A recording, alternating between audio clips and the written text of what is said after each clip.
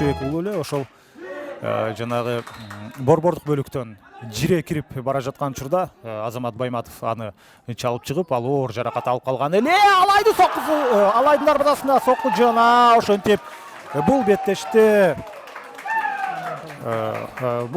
ошентип эсеп ачылды. Стандарттык абал өзүнүн ишин аткарды. Аман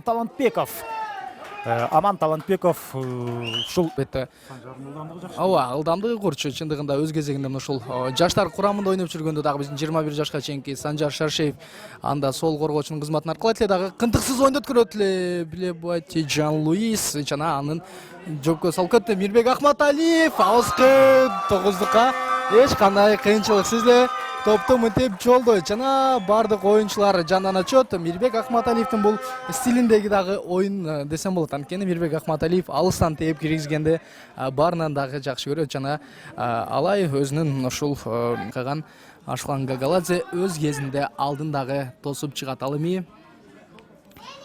кооптуу стандарттык абал жакынкы бурчка чыгарылат. Чыңгыз Субанов. Ой, Чыңгыз Субанов акыркы убакта анын ошол борбордук коргоочу кызматы Чыңгыз Субановго жаккандай. Анткени буга чейин каптал коргоочу кызматын аркалап жүргөндө гол киргизе алчу эмес. Ал эми 2 оюндан бери ал борбордук бөлүккө өттү жана мынтип ар бир оюнда гол жаратууга дагы жетишүүдө. Чындыгында Кыргыз премьер лигасынын 11-турундагы алгачкы оюн орун алып атат. Кыргыз спорттуу каналында түз эфирде көрүп атасыздар, урматтуу көрөрмандар.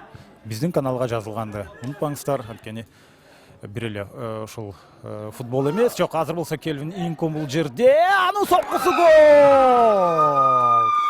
Ой, Келвин Инкомден Виктор Көлн кечиресиздер, чындыгында Виктор Көлн өтө жакшы атаандашын жазгырып өттү. Болуп көрбөгөндөй идеалдуу көрүнүшүндө ушул чабуул ал топ менен өтө ишенимдүү кыймыл аракет жасап баштаганда эле анын дарбаза сокку заттары белгилүү болду эле жана Виктор Көлн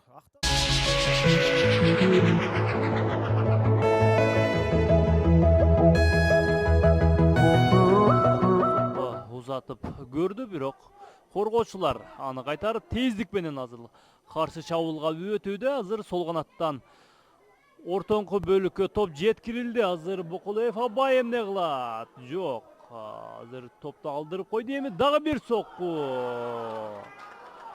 Гол. Бул бүгүнкү биринчи голду Мусубалиев Эрмек. Азыр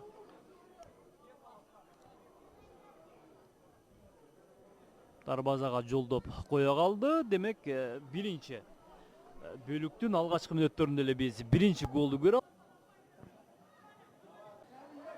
Стандарттык абал албетте. Илбирстен дарбазасынын жанында Игнатенко Александр экинчи кабатка топу көтөрдү жана Ильяз Алимов экинчи кабаттан мыкты оюн алып барып эсекти теңе олтурат. Бул Нефтчинин капитан командасы.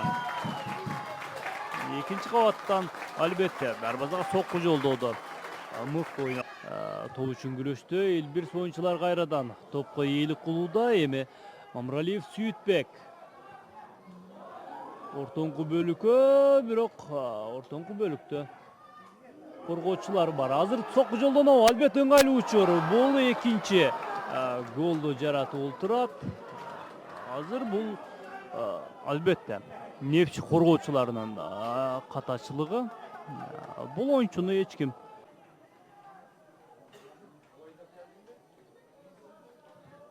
топ менен кайрадан Илбирс оюнчулары.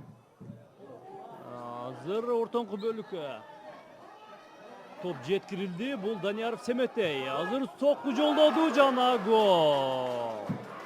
Үчүнчү голдун автору дагы. Гол 10 номердеги Данияров Семетей.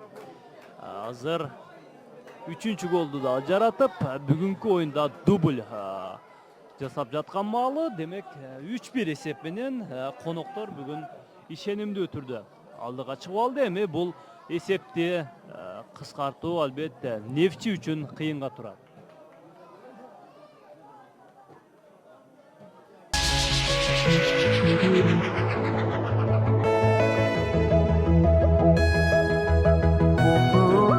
өткөн турда Кара Балта өтө жакшы ойноду Нефтчиге каршы. Эсеп ошондо 1-1 менен тең чыкса дагы, бирок Кара Балтанын ошол аракети кадимкидей күйөрмандарга жакшы абалда алып келген. Азыр болсо ошентип гол жаралды.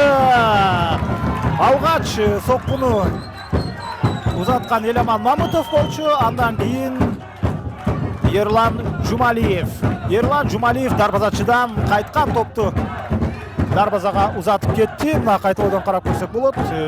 Чындыгында алгач буш тараптан топ чыгарылган, андан кийин Эламан Мамытов темине кетирген.